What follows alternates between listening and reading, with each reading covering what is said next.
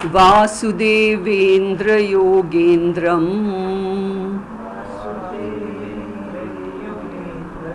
Natva Jnana Pradam Gurum Mumukshunam Hitarthaya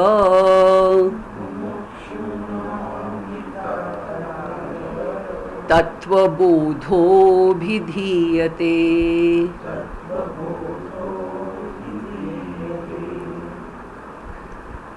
So we are now on the final topic of Tattva Bodha, which is all about a Jivan Muktaha. A Jnani becomes a Jivan Muktaha by the realization Aham Brahmasmi. He knows his reality as the Atma, and he also knows that this body, mind, sense complex, which is a part of Jagat, is Anatma. And Anatma is Mithya.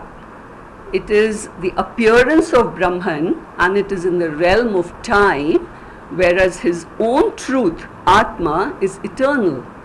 So he knows that he is never born and he will never die. The body, mind, sense complex is born and that has to die. So with this perspective, his response to the world changes, He becomes very objective in dealing with his own body, mind, sense complex and also the Jagat here, So this knowledge doesn't change the world here, The world will not and cannot change. But the response of the Jnani changes to the world. This knowledge can only change the perspective of a person, and with the change of perspective, the response changes to this world. That's how the problems are solved. So while living this Jivan, the Jnani becomes a Muktaha from life of samsara. He now knows he's like that actor who plays his role knowing that he's not those roles he's playing, and because he knows that there is this gap between the role and his own reality, and because of this, one is that he plays the role effectively, he's not disturbed by those, emotionally he doesn't get disturbed by the roles, then only he can play the roles effectively, otherwise everything bothers, and then we can't play the roles of the life.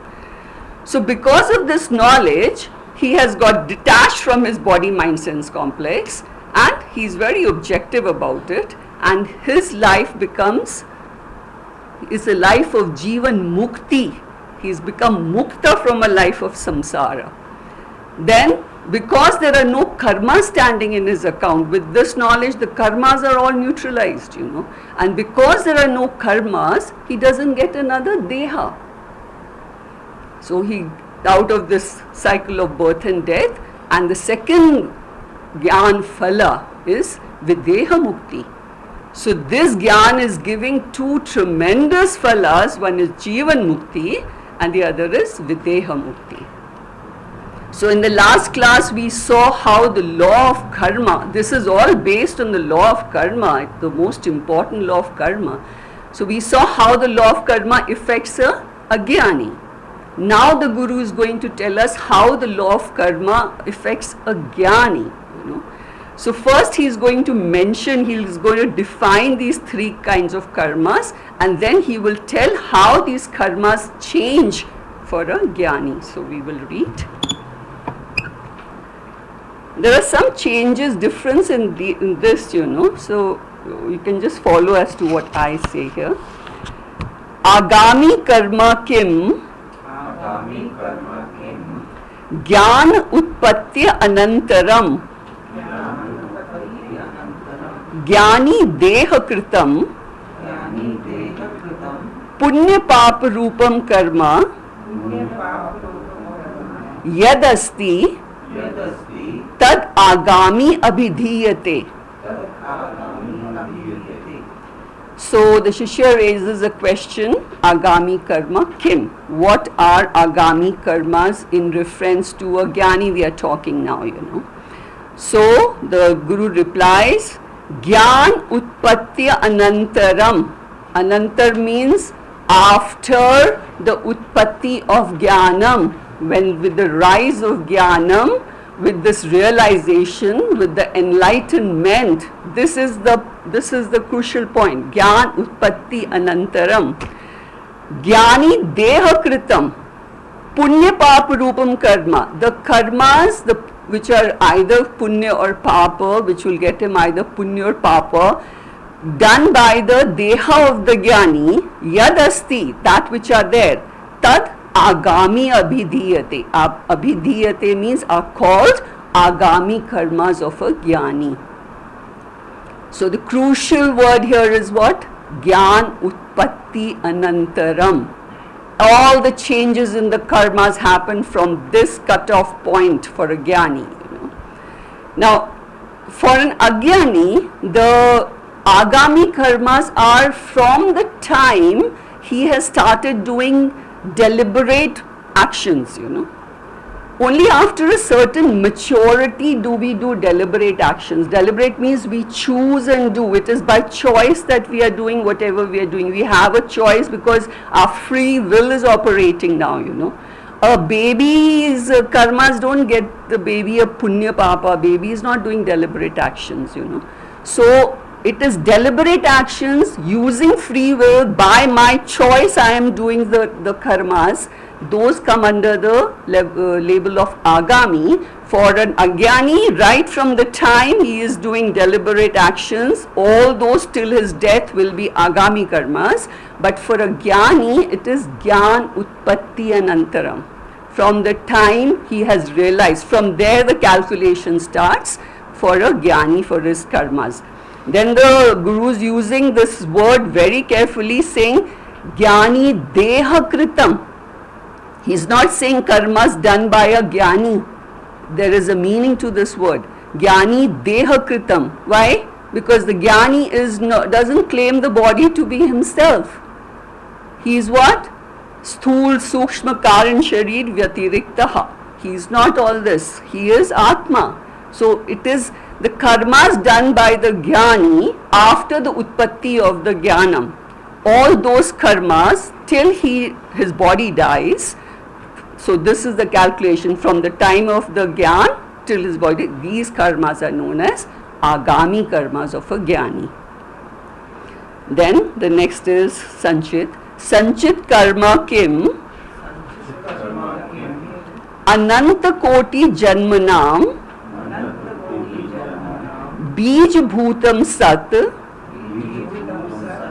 यत् कर्म जातम पूर्वार्जितम तिष्ठति तत्संचितम ज्ञेयम. So to the question, sanchit karma kim, what are the sanchit karmas of a jnani? So the Guru replies, ananta koti janmanam. Since countless births, not just birth, only human birth. That is very important because only humans are accumulating punya and papa. Animals are not doing deliberate karmas. Their responses are instinctive. They are programmed to respond in a particular way, Whatever monkey snatches the banana from somebody's, and that's not pap karma. It is instinctive karma, A cat eats a rat, that doesn't get the cat any papa. So animals are not, they are not accounted for as far as karmas are concerned, It's only human birth. Even the devatas, their karmas also done. They are only exhausting their punya karmas, and animals are exhausting their pap karmas. It is the human being who is doing deliberate actions using a free will. So he is accountable for all these karmas, the punya and papa coming in the. So ananta koti janmanam. So all those karmas which have been accumulated in a jiva's account whenever he had a human birth, because in one life we exhaust some karmas, but we do so much more. So the account there is not becoming nil just because we had a birth and we went through certain karmas where we've collected so much. So that sanchit bank is not getting neutralized, There the account is going on increasing only actually. So all the jana bij bhutam sat, which are potential seeds for getting him another janma. Just like the seeds of a plant will bring forth a plant, But in a human being, the janma is dependent upon these karmas, We get a sthul sharira only because of our karmas. So these are seeds. They're potential seeds for another janma, It is our karmas. So bij bhutam sat, yat karma jatam. Jatam means those which have been done by us. Those karmas. Purvarjitam tishtati. Arjitam means accumulated. These have been accumulated in my account in all the purv janmas because of my own karmas. They are standing, tishtati, they are standing in my account. Tat sanchitavyam. Know those karmas to be sanchit karmas. Now sanchit karmas, be it a jnani or an agyani, is the same. It is the whole bank, because the jnani becomes, in this life, somewhere down the line, he's gone and got jnanam, So the changes happen only after he's got jnanam, but the sanchit bank is very much there for a jnani also. It's there for an agyani, it's there for a jnani also. So those karmas, know them as sanchitam karma, that whole huge cosmic bank balance. That bank balance is actually so much more important than this local bank balance, but people are chasing this bank and they're not worried about their own. That bank balance is what is more important, So that is about the sanchit. Then prarabdham karma kim iti chet. Idam shariram utpadya iha loke evam sukh dukh adi pradam yat karma tat prarabdham bhogen nashtam bhavati prarabdha karmanam bhogadeva shayam iti. So the Guru raises the question himself and he says, if asked, what is prarabdha? Prarabdham karma kim iti chet. If you ask me what is prarabdham karma, then he answers, idam shariram utpadya. That which is responsible for giving me the sharira which I am wearing. Not only human beings, all the animals, every species, plants and the animals, birds, insects, worms, bacteria, viruses, whatever, whoever is wearing that sharira is because of that person's prarabdha karma. And prarabdha is from where we saw last time. It is a set of karmas which have matured from sanchit bank. Those are called prarabdha karmas. And those prarabdha karmas for every jiva. See, any living being is called a jiva. So every jiva is wearing the sharir which he deserves as per his prarabdha karmas. Iha loke evam sukh dukh adi pradam. So in this life of ours, in everybody's, whatever sukh dukh the person is going through is dictated by this prarabdha karma. The prarabdha karma dictates the life I am going to have, the sukh dukh I am going to experience, the kind of body I am, idam shariram utpadya. This is dictated by prarabdha karmas. Some people live till they are 100 years old and they are living very comfortably, and some die so young. No matter how much proteins you eat or the fancy diets you follow, the moment prarabdha is over, this body is going to die. And it is numbered by the number of breaths, not days, minutes, it's that accurate. So, it doesn't make sense that there are some people there working out in the gym and, so focused on this, and some of them die while working in the gym at young age, Why? Because the prarabdha got over. So it doesn't mean that we should not take care of this body or we should not eat right. It just means that we should not be obsessed with it. There are some people, they are obsessed with this body, All they're doing is serving this body. you know. They are not using this body for something, they are serving this body. From morning to night, the calories are calculated and the exercises are being done, and some of them are busy making their six-pack abs and biceps and triceps and all that, and then they show the body scantily covered, that is them. Mainly the film stars and all that, that is what they are doing. And then the mudhas of the society have these people as their role models, and they are following them blindly. So you see, the entire society gets affected by this, because these people are the role models. There was a time when the sannyasis and the jnanis were the role models, not today. Today these people are the role models, and especially the younger lot, they don't know, the parents are not teaching them, they're just blindly following these people. And what are they doing? Oh my God, everything first they will see how much calories does this have. No, we should see, it's not that we should not take care of this body, but this body is given to us by God to reach this goal called moksha. That only people don't know. When they don't know what's Vedanta, then leave alone what's moksha. The moment you say Vedanta classes, then the question is, what is Vedanta, you know. So they don't know what's the goal, they're just living like that, and they are serving this body. So this body is the product of my prarabdha karmas. See, even this much knowledge, it's going to give so much of relief to a normal person's, common man's mind, because they come to know why they have this body. If they come to know about the law of karma, why they have this body, why they are dealing with so much sukha, dukkha in life, you know, why there are people in their life who are troubling them so much. With this, they will stop blaming that person, you know. It is because of that person I am so unhappy, because of that person I am so unhappy. No, you are unhappy because of your prarabdha karmas, and that person is only instrumental in giving you your prarabdha karmas. Somebody has to give me my prarabdha karmas. So that person is only a nimitta karan for me to get my prarabdha karmas.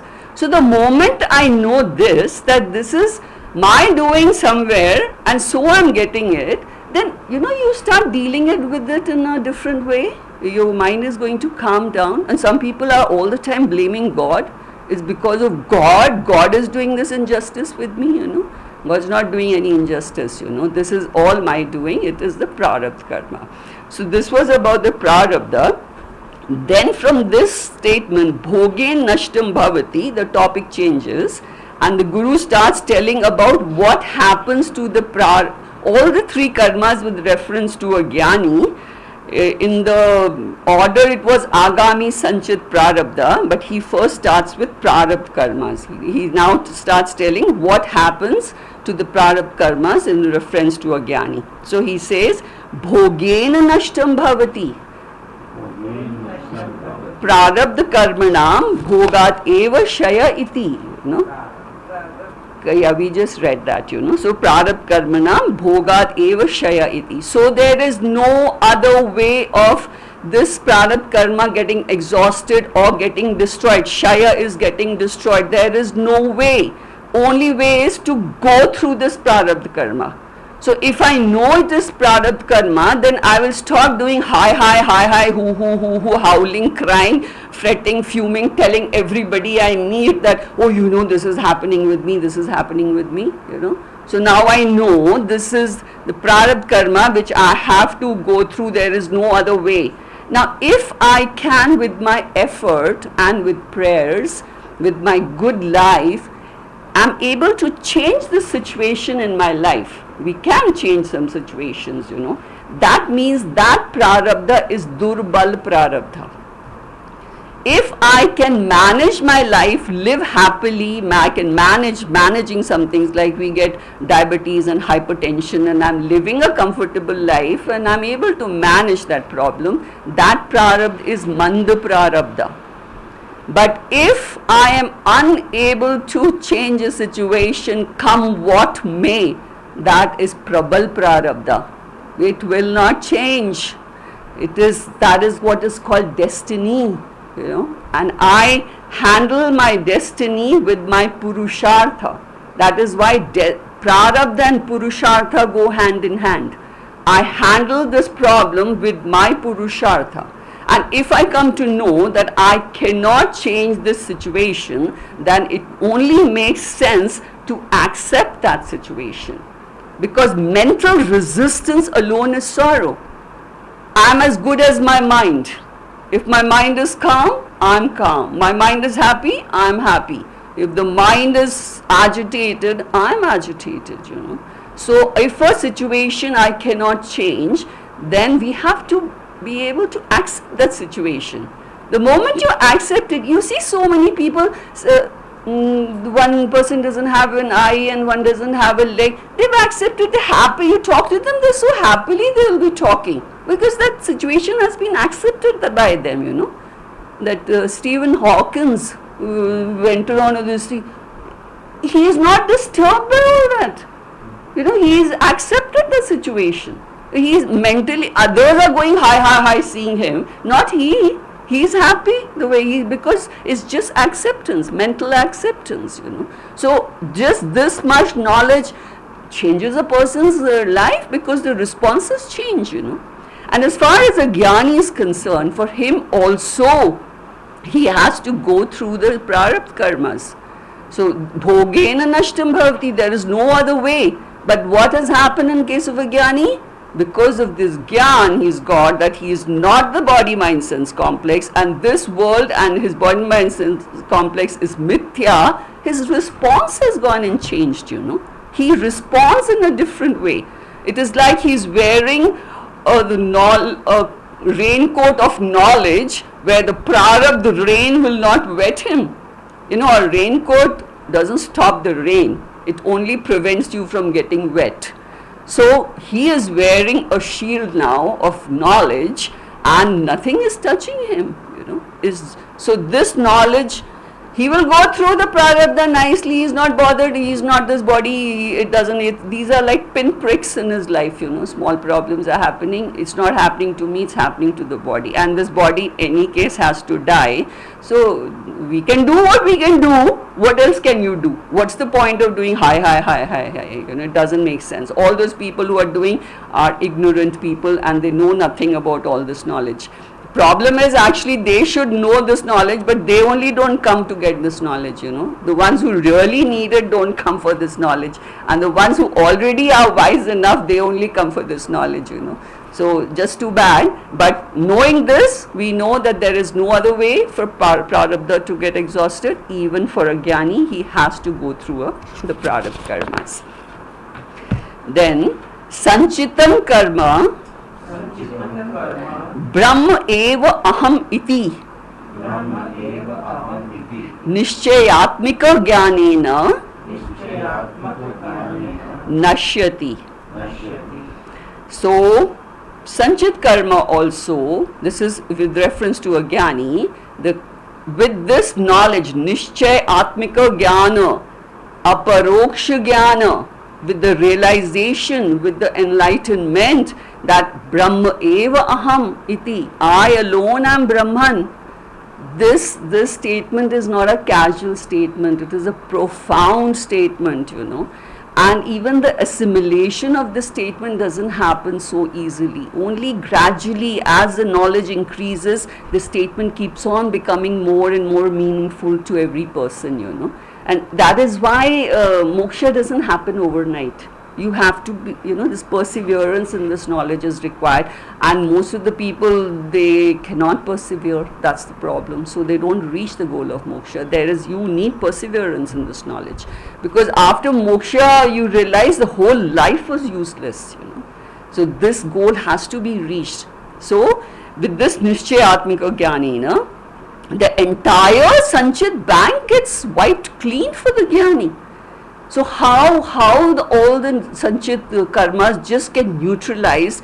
It can be understood by the example of a person waking up from the dream.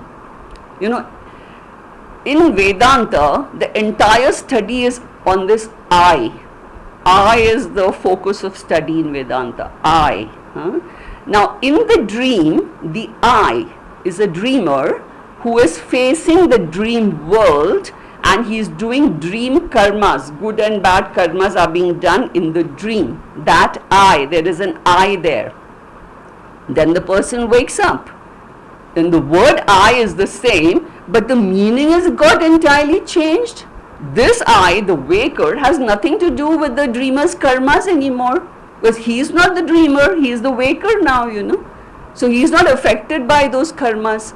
Similarly, enlightenment is a awakening, that is why it's called an awakening. You wake up to the reality of yourself from this dreamlike world. This is not real. This world is a dreamlike world, and you wake up to the reality to realize, Aham Brahmasmi, I am not this. So once I am Brahman, Brahman is Nishkriya. Brahman doesn't do any activity. Brahman is Nishkriya, So how can Brahman be affected by the karmas of the Jiva when the Jiva has only got resolved? The entire apparatus here, he realizes, I am the Atma who is the witness consciousness, and I am witnessing my body, mind, sense complex, which is mithya, it's an appearance, which is also a product of Brahman. How it appeared, we've studied, how everything, how it appeared, the Sthul Sharira, Sukshma Sharira, Karan Sharira, how it's coming from Brahman, So now there is no Jiva. Once the Jiva is resolved, then naturally all the karmas get resolved. So that is how the Sanchit karmas are wiped clean. Big changes happen in the account of a Jnani just by knowing that he is Brahman. So Prarabdha karmas are pinpricks for him. He is disidentified from the body. Sanchit karmas are gone, nil. So then Agami karma api Jnanena nashyati Kinch agami karmanam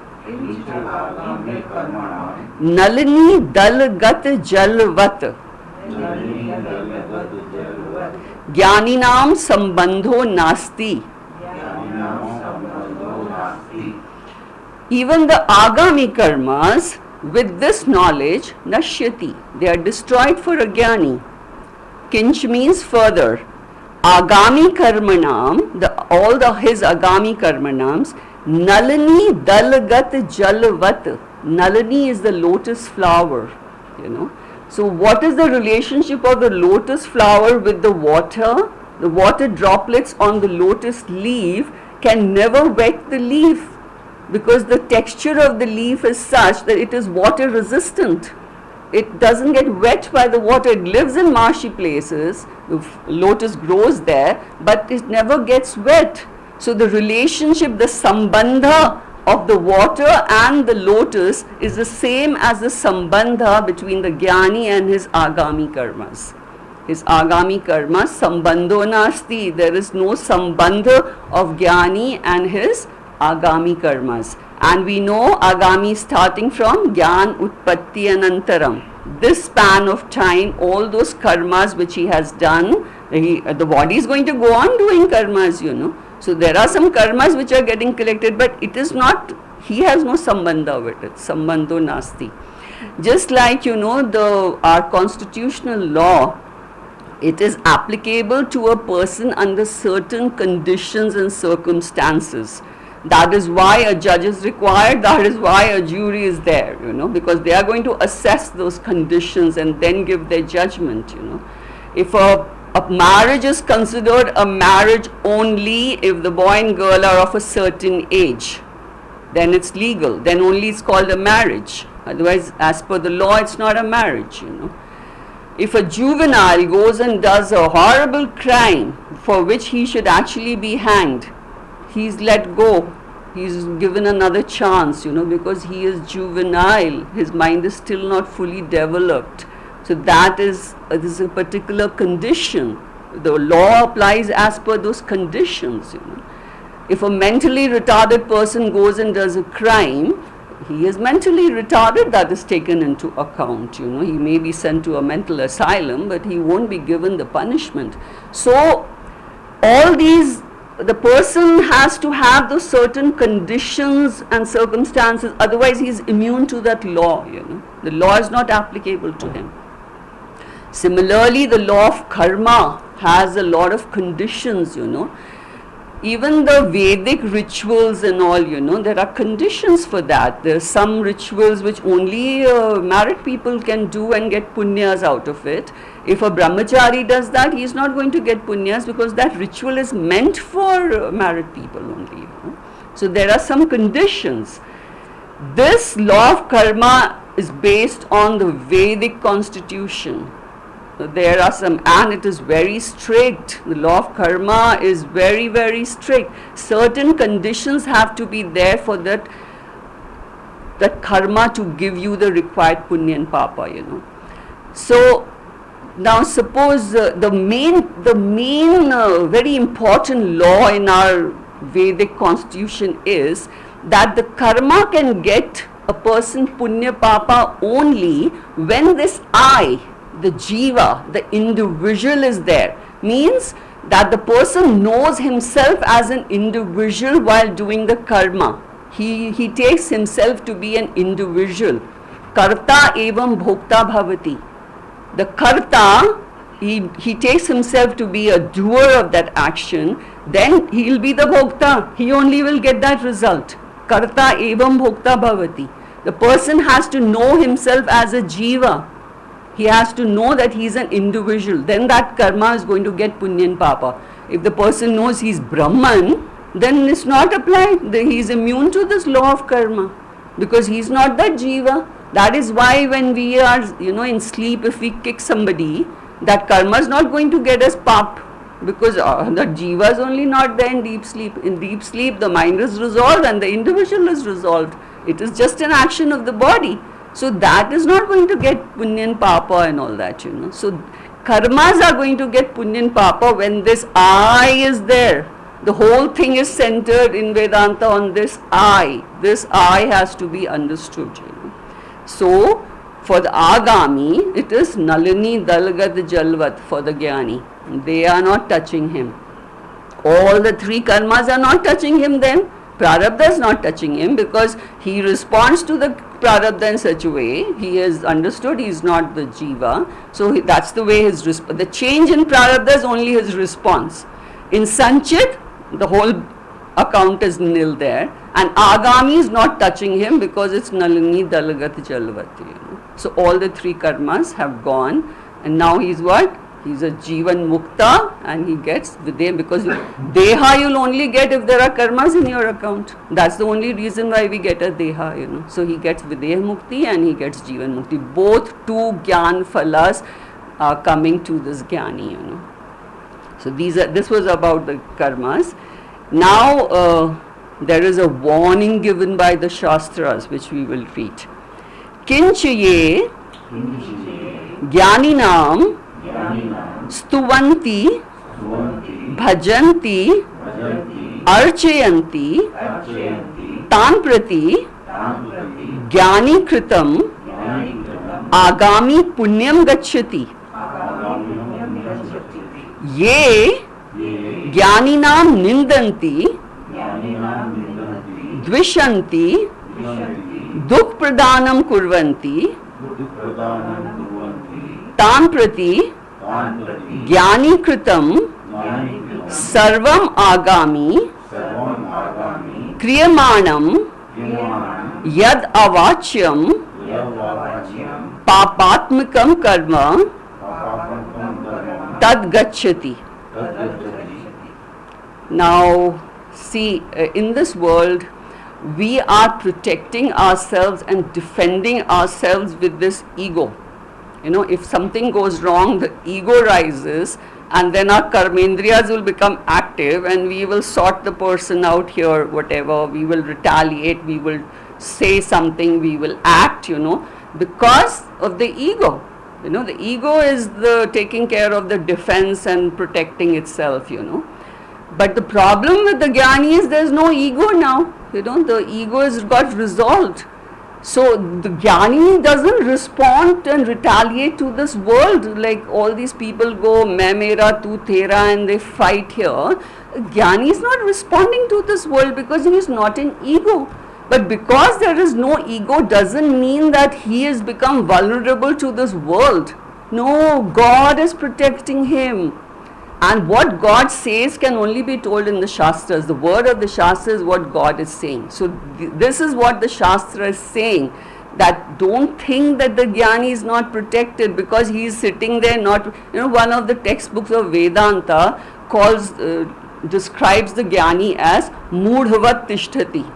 Mudha is a fool. Tishtati, it looks as if like some fool is sitting there because he's not responding to the people saying anything and all that, even not taking care of his own body at times, So he looks like a fool sitting, But for a Jnani, arakshitam tishtati daiva rakshitam, surakshitam daiva hatam vinashyati.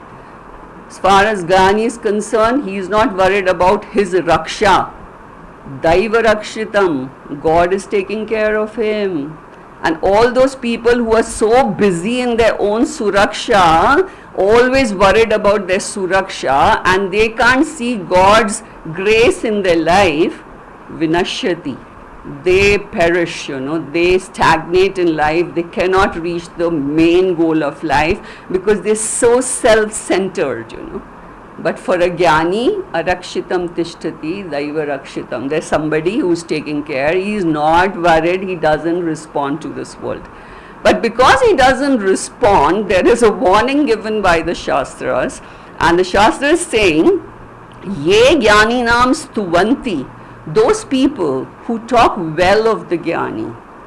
Bhajanti. Who serve the Jnani. Archayanti is worship the Jnani, Now a person worships the Jnani because of his knowledge, and because of the knowledge, the blessings of a Jnani are very, very powerful. They change things. That is why people ask for blessings from a Jnani, Today, it has become a trend in this world, mainly aping the West. God bless you, God bless you. Small children telling the elders, God bless you.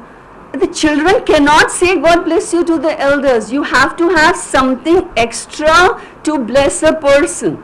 Either it's the age. In our culture, we take blessings from elderly people. Because one is their age, other is their experience. They have more experience, so they can bless me. The little kids, God bless you, because they have learned this, It is a trend over here, God. That's all ignorance, So you can either, or the person is a Jnani. A Jnani's blessings are very, very valuable. And of course, if the Jnani becomes a Guru, then Guru is Guru Brahma, Guru Vishnu, Guru Devo Maheshwara, So you have to have that particular attitude towards a Jnani. Respect and reverence has to be there, And the general lot, they don't do it. So, who's going to, these ignorant people won't come and read all this, The problem is this doesn't reach them. They are the ones who will do all this. So the person who values this knowledge, the person who knows what it means to get this knowledge, is the one who is going to have this attitude of reverence and respect, He knows that it is Paravidya and there is nothing beyond Paravidya in this world.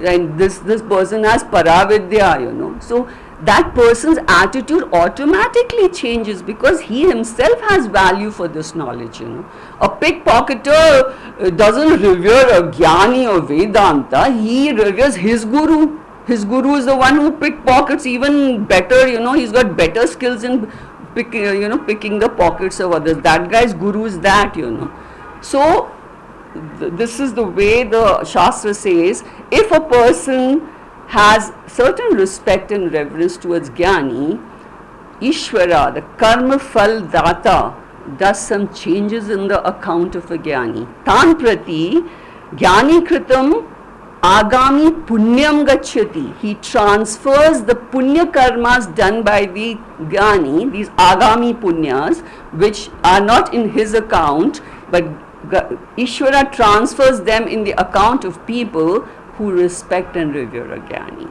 So this has to be known.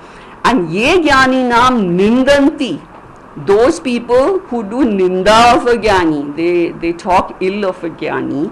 Dvishanti, they even dislike and hate a Jnani. There are many people here, especially for a sannyasi, they talk so ill of many sannyasis, that, oh, these people, they are a burden on the society. They go and put these robes and they have nothing else to do. God has given them hands and legs, and they are not contributors. What contribution are they doing here in this world? They are not contributing anything. They don't know what they are contributing. The massive things a Jnani can contribute. Even his presence is radiating peace in this world, in this chaotic world, Just the presence of a Jnani there, A Jnani sitting there is just looking at the Jnani, you will get peace, So they don't know, but they talk ill of people like that. These people are a burden on the society, I have myself heard a person say that, all these people many of them who get into IITs, it is such a tough competition, and you get into an IIT, and after that something goes wrong in the head of many of these people, and they go and become sannyasis, and then they waste their life. What a foolish way, after you get into an IIT and you become a sannyasi. I've heard a person say this, Actually, an IITian brain is required to understand this knowledge and the karma phala which it is, and the jnana phala which the person is going to get. Who is going to understand over here? But that IITian brain understands that, So there are many people, they get into all this, the really educated one, they switch off from there, this mithya world, So there are people who talk ill of a jnani, and dukh pradhanam kurvanti. So there are some who even trouble the jnani. These so-called secular politicians, sometimes they raid an ashram and they arrest the jnanis. I don't know what all they do, saying, oh, this Sanatan Dharma is dividing everybody here, divides the society here, They don't know anything about Sanatan. This is for their own political gains, They can trouble a jnani. So, TK, you are troubling, but you don't know what the Shastra is saying, and you can never know because you'll never read the Shastra. The Shastra is saying, Tan prati jnani kritam sarva agami kriyamanam yad avachya karma papatmikam. Actually, here, this yad avachya karma papat, yad avachya means those you cannot speak about. Papatmakam karna, such bad karmas. A jnani cannot do such bad karmas, If he does such karmas, he is not a jnani. So this has to be read as padvachya karma. Karmanam padvachyam. Padvachyam means agami karma is also called as karmanam. Padvachya it is called. So there are, inadvertently, unknowingly, this simpleton can go and do some karmas which as per the law of karma is wrong. Like suppose a sannyasi, these sannyasis, they go for bhiksha, to people's houses. And if a person has invited from top, he's all that and tika shika and all that, but from back it's all smuggling going on and all sorts of wrong activity going on. So if a jnani goes and eats, a sannyasi goes and eats food in such a house, then he shares the responsibility of that pap karma, So the Shastras say that a sannyasi has to be very careful in going and eating, going anywhere actually, putting your foot also in a house which is all, all adharma going on there. You're not supposed to go there, otherwise some pap karmas come.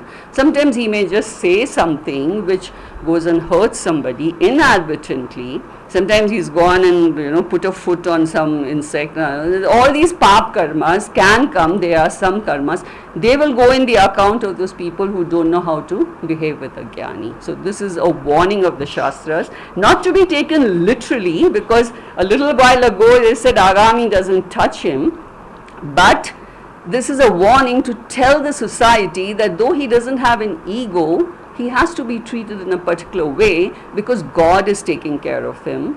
Then God is going to sort you out if you don't know how to behave himself with him, So this is it.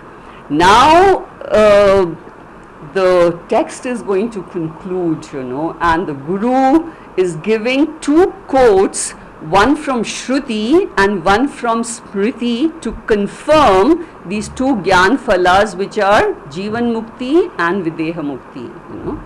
Shruti is the last word when it comes to the Shastras, because Shruti are the words present in the Upanishads, which are a part of Vedas, the Vedas. These are apurushaya. These are not written by a human intellect. This is given by God. It was given in the minds of rishis who were contemplating. The rishis themselves said, we have received this knowledge. It's not coming from my mind. They knew that, I just received this knowledge. That was given in their mind by God. So the Shruti, and then these rishis gave the knowledge to their shishyas. There weren't paper, pencil at that time, it was just the Guru spoke and the shishyas heard. Hearing is Shruti, they heard and then they passed on. They would memorize all this. That is how we have all this today. Imagine all those people, they have memorized it and then passed it on to us. Today we are beneficiaries of this knowledge, because such a lot of work has been done by some people. So the Shruti is apurushaya, and because the Vakyas of Shruti were so cryptic, each word loaded with such deep implied meaning, that the masters, to explain that, wrote the Smriti. Smriti means the memory. So they explained this with the memory of Shruti. They wrote Bhagavad Gita is Smriti, Brahma Sutras are Smriti. This has been written by the masters, So Shruti and Smriti, because Smriti is based on Shruti only. So the moment it says this is from Shruti or this is from Smriti, it's the last word as far as this knowledge is concerned. So now the Guru is going to give us one quote from Shruti and one from Smriti confirming this. So we'll read. Tathacha Atmavit Samsaram Tirtva Brahmanandam Iha Eva Prapnoti Tarati Shokam Atmavit Iti Shrutehe. So now Guru is saying, Tathacha, thus, Atmavit, the one who knows himself as the Atma, Samsaram Tirtva, he crosses over this samsara, the ocean of samsara. Tirtva is like, crossing over, doing tirtha, crossing over this ocean of samsara. Brahmanandam iha eva, right itself here, he merges with Brahman, which is absolute happiness, which is the source of all happiness in this world. There is no other source of happiness here. The source of happiness is Brahman, and he merges with Brahman iha eva, right here. The moment he comes to know, he becomes an Atmavit, he realizes he's the Atma. Then he says, Tarati Shokam Atmavit iti Shrutehe. This statement is from a very famous statement from Chandogya Upanishad, and it says, Tarati Shokam Atmavit, the Atmavit crosses over this ocean of shoka, sorrow. He crosses over the sorrow once and for all. This samsara is not a merry-go-round, this is a sorrow-go-round here, While living, there's so much of anxiety, tension, because everything is ephemeral here, everything is temporary. The moment you start depending on something emotionally, that thing goes away. And then eventually we are stuck in this cycle of birth and death. But with this knowledge, an Atmavit, Tarati Shokam, he's crossed over this ocean. Iti Shrutehe, Shruti is saying that. So you have to really believe that, that this knowledge is going to get you this huge Gyan Phala. Then the last is from Smriti, and this is a shloka.